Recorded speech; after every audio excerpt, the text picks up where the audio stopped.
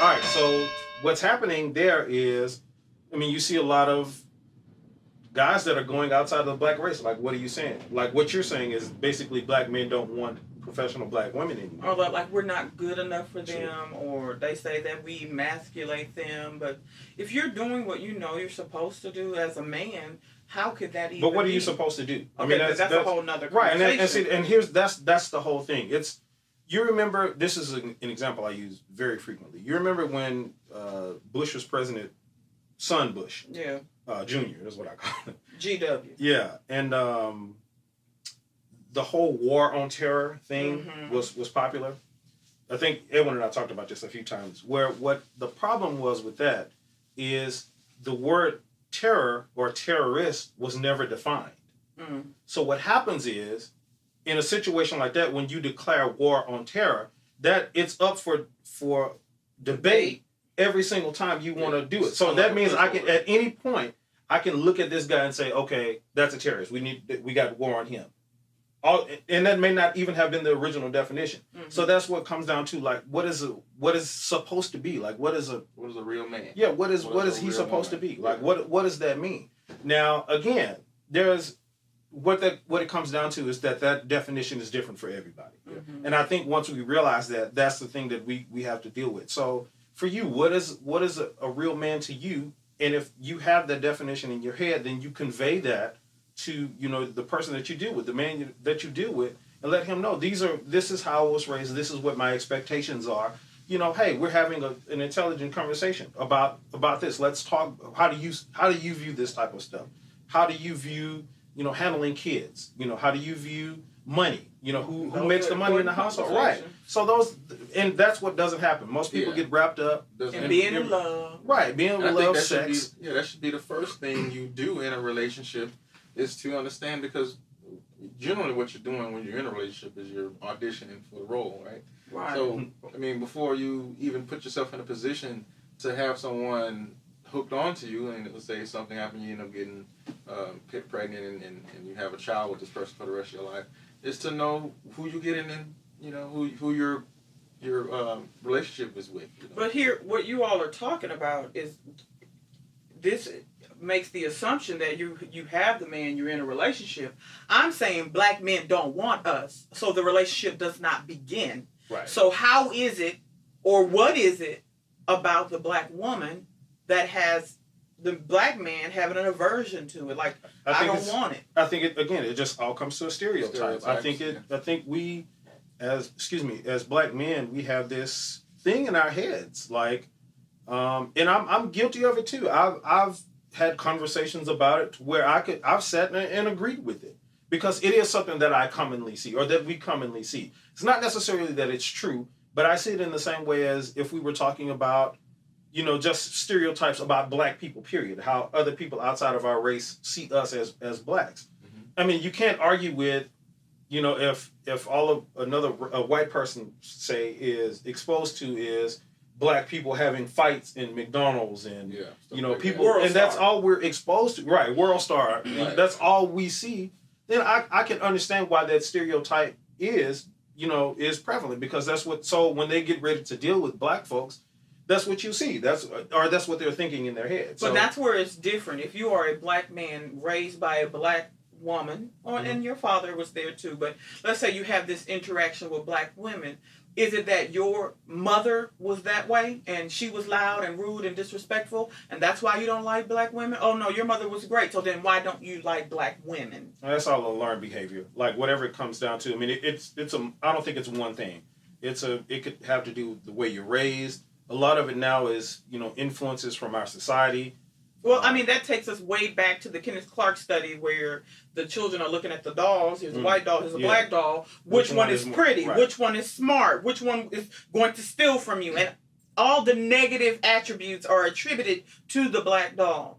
And they're the same doll. One just was painted differently. It's the exact same as with women and men. When these men looking at these different women, okay, or let's say the black woman and the white woman, ultimately, we are the same. We all want to be loved, but you don't hold us, and I'm not saying you, but I'm saying black men don't hold us in high esteem the way I feel it should be. Because I reverence agree with that. The black man. I love the black man. I want to support him and encourage him, and it hurts me when he falls. I want to help him. Well, you know what? I agree with you, and I'm with you. However, yet, therefore, whatever conjunction you want to use, I tend to believe that stuff like that starts with, see, I have a firm belief that nobody can do anything to you that you don't allow yourself. And with that in mind, I think that the cause of it, at least to some extent, is what women have allowed to happen in their relationships with themselves. Lowering their standards, lowering what they think a good man is, changing that just to get companionship, sleeping with people, first night, first week, all of this kind of stuff. And like I say, there's many opinions about that, but all of it has its consequences, or at least cause and effect, however you want to look at it. So I think in a lot of ways that it's kind of like that which came first, the chicken or the egg thing. Like, I think we're talking about now we're in a situation where black men don't respect black women or hold them in a high esteem. But what actually came first? Did that happen? Now women are a certain way as a result of that? Or did women first stop holding themselves to certain standards and lowering their standards in order to have companionship? I mean, which one came first? I can't agree with you on that, because here it is, it's the same argument that I have, that black women have for so long had to support the family, and not just in a financial sense. Say the man was going out to make money, but he left everything else to the woman, where he left the checkbook, you budget the money, you figure it out, you take care of the kids, and I'm just here's a check on the table. Or even if we take it back to slavery, how the black woman had to be the wet mothers to white children and we had to take care of everything. But you have to, if you're going to take it that far back, you have to understand that we were conditioned that way. We were conditioned to be broken as a family. The family unit was not something that our culture understood because we didn't have it. That's a good point. We're still in that point of trying to find that and figure that out.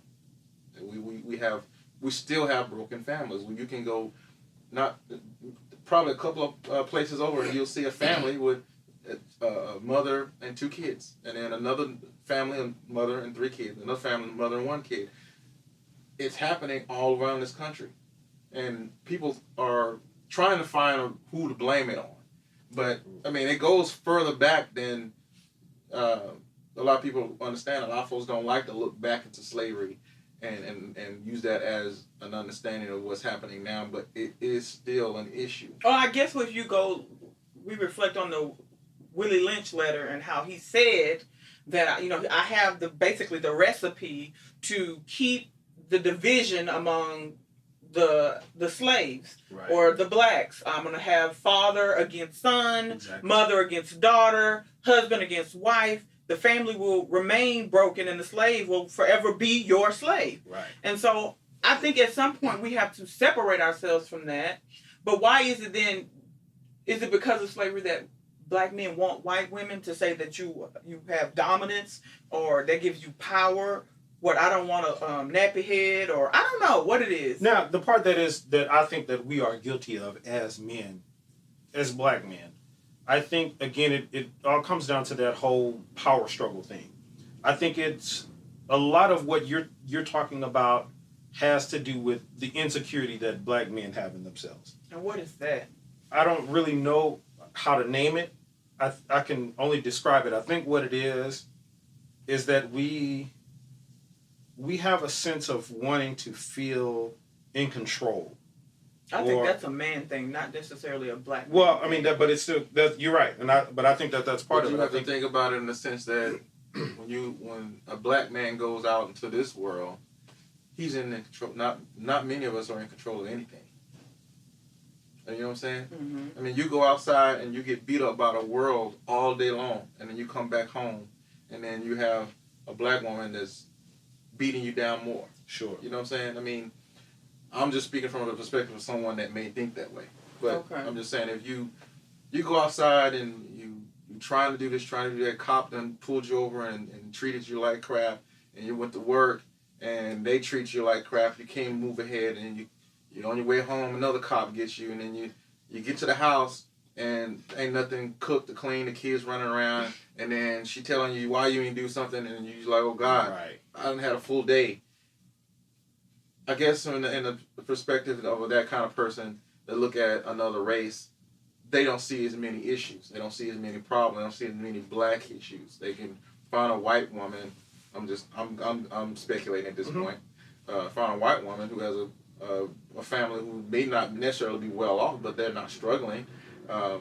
Has connections with someone in a corporation. He may get a good job, and he comes home to his wife, and she's completely different.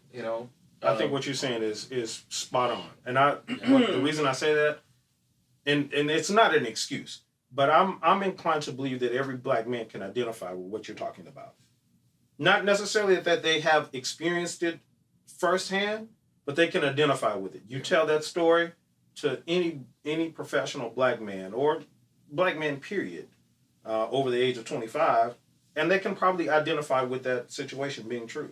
Or at least they probably know somebody that's true for. Mm-hmm. So that is part of that whole thing. So you're absolutely right. You're kind of making the point I was about to make about the power thing. So if you, as a man, we've been conditioned from birth to, we're the breadwinners. We're the people who are in control, basically. And you go out into the world, you go into a lot of things in the world, you have absolutely no power, no control. Or if you do have it, it's seemingly being taken away from you. Or if you do have it, you seem like you have to kiss butt, you have to brown nose, you have to do all of this to even keep it. You have to lower yourself as a man to even keep it. You have to do all of those things. And then you get home to a woman that's nagging, complaining about why the trash is not taken out. Or, and not even saying that those things are not important, because they are. I absolutely agree that they are. But, I mean, that's just adding more stuff to the plate. So again, it's not about how you do stuff. It's about not necessarily what you do, it's about how you do it sometimes. I mean, when you were just talking about the love languages, the 5 love languages, if you understand that, then there's a way to communicate with the man that lets him know that what you're saying is important versus, I can't believe you didn't take the trash out and all of this kind of stuff. Like, how was your day? I think I posted on my Facebook status probably about 3 or 4 months ago about, I saw this woman in Walmart arguing with her man, and I just saw the look on his face. They were black too. I saw the look on his face, and I could see him kind of being torn down by just the stuff. And she wasn't saying, like, she wasn't cussing him out or nothing like that, but her nagging and complaining. I saw it all over his face, and I could identify. I could understand what he was going through. And I posted it like, how about sometimes, like, women, like, when your guy comes home, like, just, rub his feet, ask him how his day was, run him a bath, have his favorite drink, put the remote in front of the TV if the game is on. How about some of those things more? Oh, you saw that? How about those things more regularly than the stuff that we're talking about? So I think what's happening is that the black man, again, is in order to get that stuff, because they see it happening in other cultures. They see other women of other races doing that kind of stuff for their men. Therefore, the clip we just showed, you have men going overseas to places like Brazil to experience that kind of stuff. And they're talking about moving there. They don't want to come back. I mean, they're talking like, man, this is heaven. So I think that's what it all comes down to. Be treated right. I mean, but I mean, like I said, in defense of women, I'm not using that as an excuse. Right. That's not an excuse to treat women, black or white, whatever color, bad or disrespect them in any kind of way. But it is looking at the facts of what happened. So we can all look at it and determine, okay, what part am I playing as a black man? What part are you playing as a black woman? As opposed to all of us pointing fingers and saying the black man don't want to do this, or the black women are just mad.